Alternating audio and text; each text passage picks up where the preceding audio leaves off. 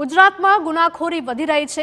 ગુનેગારો પણ પોલીસને પડકાર ફેંકી રહ્યા છે, પણ હવે ગુનેગારો કદાચ પાતાળમાં પણ છુપાયા હશે તો પણ નહીં બચી શકે, અને તેનું કારણ છે પોલીસના ભાથામાં ઉમારાયેલું એક અમોઘ્ય અસ્ત્ર।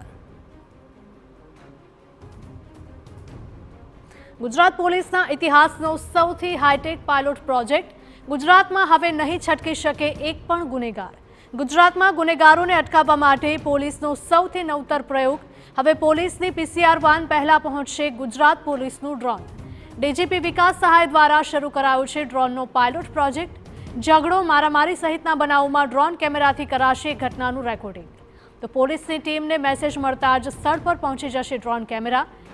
પીસીઆર વાનની પણ પહેલા આ ઘટના સ્થળે પહોંચીને રેકોર્ડિંગ કરશે ડ્રોન કેમેરા। જીપી દ્રષ્ટિ નામનો ડ્રોન પાયલોટ પ્રોજેક્ટ બનશે અમલી।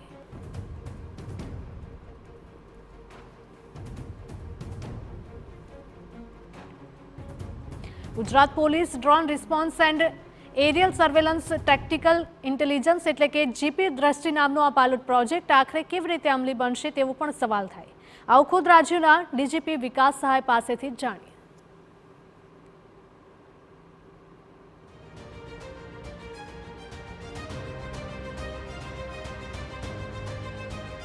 કોઈ ઘટના બને અને પોલીસની પીસીઆર વાન પહોંચે તે પહેલાં જ પોલીસનું ડ્રોન હવે પહોંચશે। ગુજરાત પોલીસનો આ ડ્રોનનો પાયલોટ પ્રોજેક્ટ છે। આ કઈ રીતનો આખો પ્રોજેક્ટ છે તે કામ કરશે, આપણી સાથે સીધા જ રાજ્યના ડીજીપી વિકાસ સહાય સર છે, સીધા એમની સાથે વાત કરશું। સર, કઈ રીતનો આખો આ પ્રોજેક્ટ છે? ખાસ સર્વે કરાવી દેવામાં આવ્યો છે। ગુજરાતના 4 મેગા સિટીમાં આ પાયલોટ પ્રોજેક્ટ શરૂ કરાશે, કઈ રીતની રહેશે? આપણે જાણીએ છીએ કે પોલીસના જે રિસ્પોન્સ છે એ ખૂબ મહત્ત્વપૂર્ણ હોય છે। કોઈપણ જગ્યાએ કોઈપણ ઘટના બને એટલે એમાં પોલીસનો રિસ્પોન્સ છે એ ક્વિક પણ હોવું જોઈએ, અને જે રિસ્પોન્સ છે એમાં ક્વોલિટી પણ હોવી જોઈએ। દરેક 4 જે મહાનગર છે આપણા પોલીસ કમિશનરેટ એરિયાઝમાં, એમાં આપણે એક પ્રપોઝલ મૂકી છે જેને આપણે નામ આપીએ છીએ જીપી દ્રષ્ટિ, એટલે Gujarat police drone response and aerial surveillance tactical implementation. આપણે કોઈપણ વ્યક્તિ 100 નંબર ઉપર ફોન કરે કંટ્રોલ રૂમમાં, કોઈપણ ઘટના કોઈપણ જગ્યા બને 100 નંબર ઉપર ફોન આવે એટલે આજે 100 નંબરવાળા પીસીઆર વેનને જાણ કરે છે, અને પીસીઆર વેન પછી ત્યાં ઘટના સ્થળે પહોંચે છે। એને પહોંચતા એમને 7 મિનિટ, 8 મિનિટ, 9 મિનિટ થાય, અને જ્યારે ત્યાં પહોંચે ત્યારે એમને ખબર ન હોય કે ખરેખર ઘટના શું બન્યું છે। ફોન ઉપર જે માહિતી મળી હોય એ જ માહિતી એની પાસે હોય, એને વધારે માહિતી નહીં હોય। એટલે આપણે હવે ડ્રોન ટેકનોલોજીનો ઉપયોગ કરીએ છીએ। જ્યારે 100 નંબર પર ફોન આવે અને પીસીઆર વેનને જાણ કરે, એની સાથે સાથે એ ડ્રોનને પણ જાણ કરે, એટલે ડ્રોન જે છે એ ઘટના સ્થળ ઉપર 2 થી 3 મિનિટમાં પહોંચી જાય। એ ઘટના સ્થળ ઉપર 2-3 મિનિટમાં પહોંચે એટલે ત્યાંની આખી જે ફૂટેજ છે એ ફૂટેજ જોઈને એ ખ્યાલ આવી જાય એમને કે કેટલા માણસો ભેગા થયા છે, ખરેખર શું પ્રોબ્લેમ છે, કેટલી ફોર્સ જરૂર પડશે। એટલે એ બધું અભ્યાસ કરીને પીસીઆર વેનને કે લોકલ પોલીસ સ્ટેશન જે એસઓચઓ છે એમને જાણ કરી શકશે કે સાહેબ અહીંયા ઘટના જે બની છે એ ખૂબ ગંભીર પ્રકારની છે, એમાં 3 થી 4 ગાડી જરૂર પડશે। એટલે તાત્કાલિક બીજી ગાડી પણ ત્યાં પહોંચી જાય, એટલે ક્વોલિટી રિસ્પોન્સ પોલીસની થાય અને ક્વિક રિસ્પોન્સ થાય। એના માટે આ સ્કીમની આપણે વ્યવસ્થા ગુજરાત રાજ્યમાં કરવાના છીએ।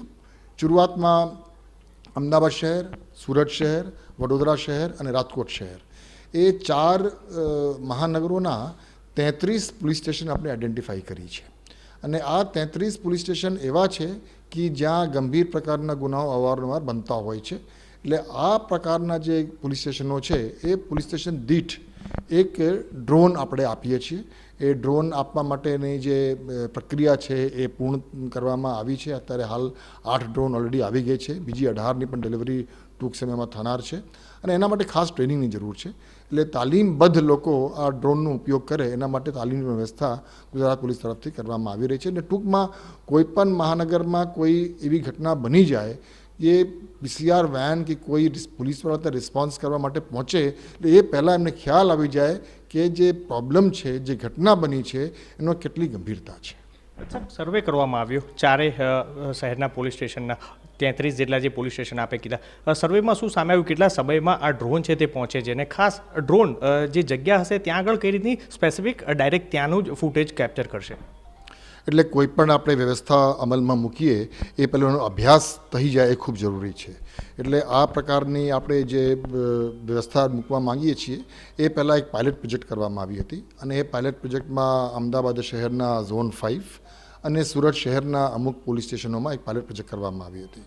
અને પાયલટ પ્રોજેક્ટ ઉપરથી એ ખાસ આપણા ધ્યાન ઉપર આવ્યું કે કોઈ ગાડીને પહોંચતા જેટલો સમય લાગે એના 50% ઓછા સમયથી અમુક વખતે તો 2 થી 2.5 મિનિટમાં ડ્રોન ત્યાં પહોંચી જાય છે.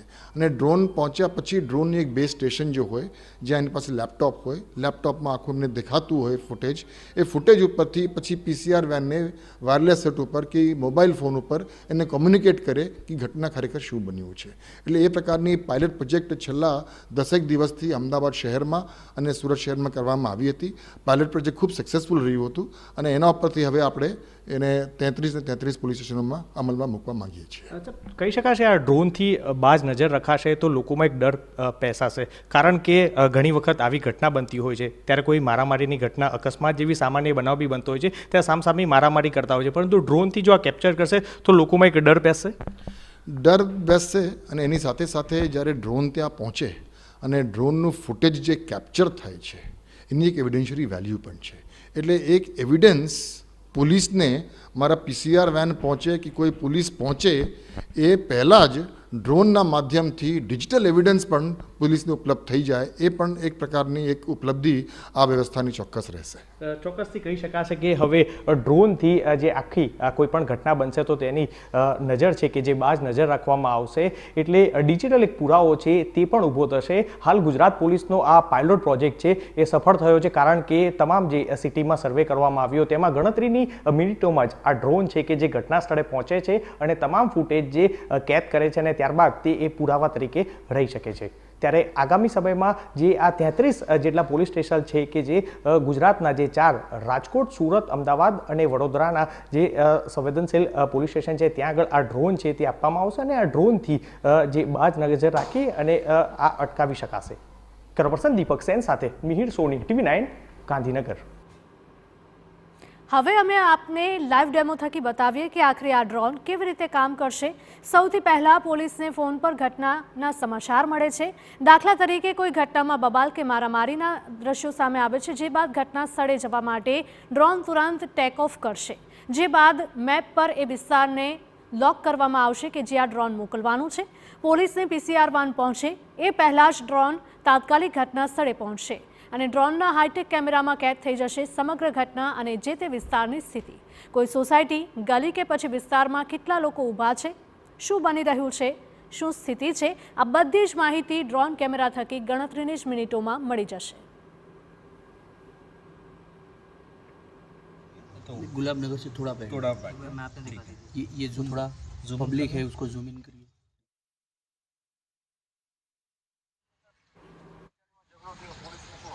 गुलाबनगर रामप्रसाद दस्तलालनी चालीमा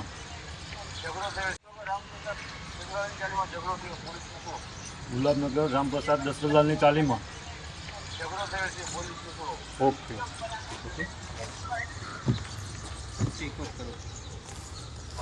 हम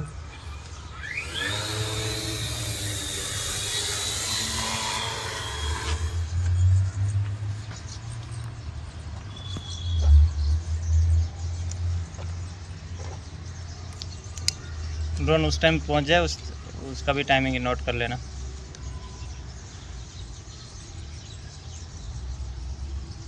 सीधा गुलाबनगर के आगे तो गुलाबनगर से थोड़ा पहले ये जो थोड़ा जो पब्लिक है उसको जूम इन करिए. ये वाला हाँ जी. ओके, फोटो क्लिक करना. एक बार फोटो क्लिक कर दीजिए. हाँ सर, फोटो क्लिक किया मैंने. और कितना टाइम हुआ? 2.7. 1 minute 50 seconds sir. Okay, 1 2 3 4 5 1 minute